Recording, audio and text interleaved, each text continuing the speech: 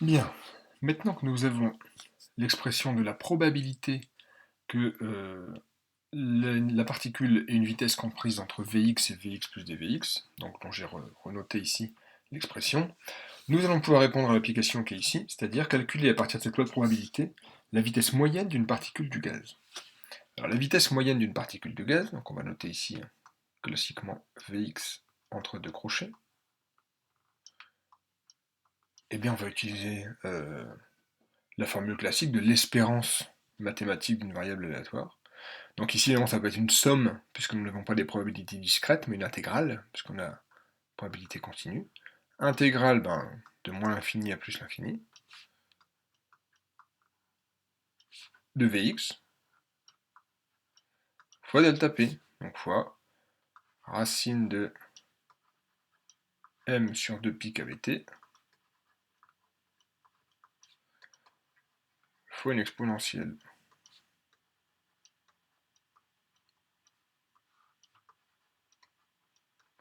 dvx. Alors, bon, c'est une intégrale qui se calcule assez bien, hein. On voit qu'ici, j'ai du u' exponentielle u, donc on pourrait la calculer en deux lignes, mais on peut même aller encore plus vite, parce que autant l'exponentielle moins Vx carré seule, c'est une fonction paire, mais maintenant quand je la multiplie par Vx, bah, ça devient une fonction impaire. Et une fonction impaire intégrable, bah, son intégrale entre moins l'infini et plus l'infini, immédiatement, c'est 0.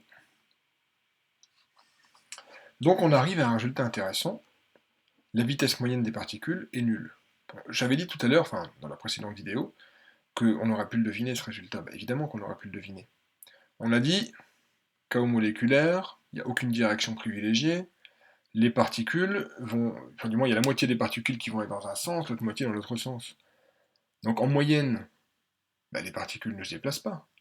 Certes, elles ont à tout instant une vitesse non nulle, mais en moyenne, si je prends en compte la projection des vitesses, donc algébrique, Vx peut être positif comme négatif, les particules ne se déplacent pas. Et d'ailleurs, le système globalement est au repos, ce qui accrédite cette idée.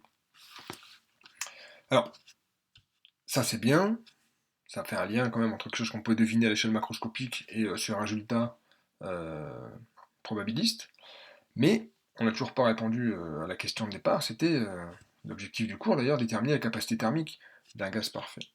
Donc pour ça, on va d'abord passer par l'énergie interne. L'énergie interne d'un gaz parfait, on l'a déjà vu dans le cours de thermo de sup, c'est la somme de toutes les énergies qui constituent ce gaz, en l'occurrence les énergies cinétiques microscopiques et les énergies potentielles d'interaction. Mais ici c'est très simple, il n'y a pas d'énergie potentielle d'interaction, ça c'est réglé, et il n'y a qu'une énergie cinétique de translation. Et en plus, si je suis limité à une dimension, donc en fait, mon énergie interne U, donc c'est n fois l'énergie moyenne d'une particule, n étant le nombre de particules du système, c'est-à-dire n fois l'énergie cinétique moyenne d'une particule. Puisque m est constant, je peux le sortir du calcul de la moyenne, ce qui va me donner n fois m sur 2, moyenne de Vx carré. Comment je calcule la moyenne de Vx carré? De la même façon, j'ai calculé la moyenne de Vx. C'est l'espérance mathématique de la variable aléatoire Vx carré. Donc, ça va me donner intégrale de moins l'infini à plus l'infini de cette fois Vx carré fois ma racine de m sur 2 pi kbt fois l'exponentielle de moins m Vx carré sur kbt dvx.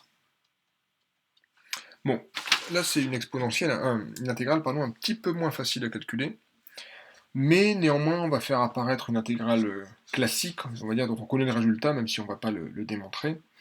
On va faire pour ça un tout petit changement de variable. Donc, ce qui est dans l'exponentielle, ici, je vais l'appeler u carré. Je fais un petit changement de variable. Donc, en gros, je pose U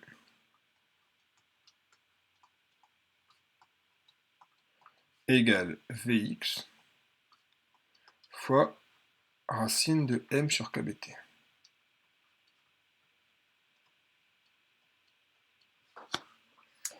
En faisant ce changement de variable, donc on l'a dit dans l'exponentielle, je vais avoir exponentielle moins u carré.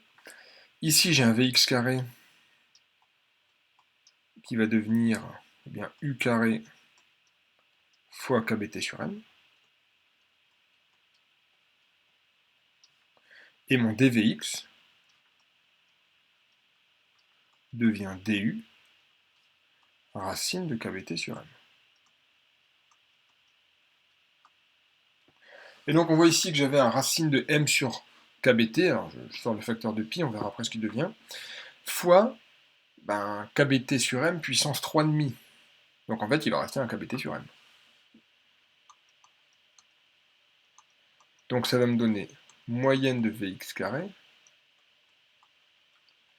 égale, donc le 1 sur racine de 2pi est toujours là,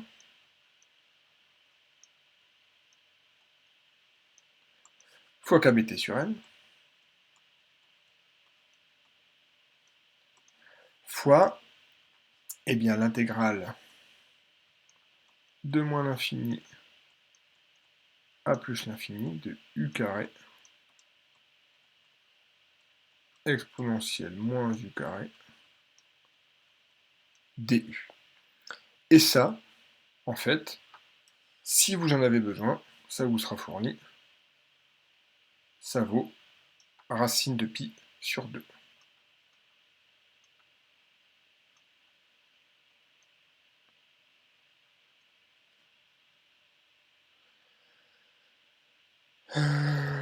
Ah oui, il y a une erreur que je tiens depuis le début. Regardez-moi ça, là il manque un 2, là il manque un 2, donc ici aussi, là, là. Donc ça veut dire qu'en fait, ici j'ai un 2, mais je n'en ai pas ici sous la racine, j'ai juste une racine de pi. On va rectifier le problème tout de suite. Voilà.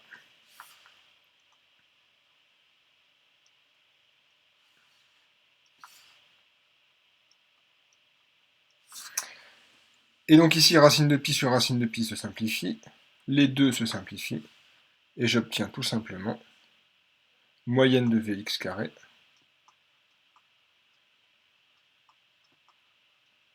égale kbt sur m. Et donc, ce qui m'intéressait, c'était ici n fois 1 demi de m moyenne de Vx carré, les m disparaissent. J'arrive à u égale 1 demi de n kbt. Résultat ô combien important. Donc, c'était ce qu'on cherchait à démontrer. Et surtout, on va retrouver ensuite, dans la prochaine vidéo, exactement l'expression que vous aviez vue en première année pour l'énergie interne d'un gaz parfait monoatomique.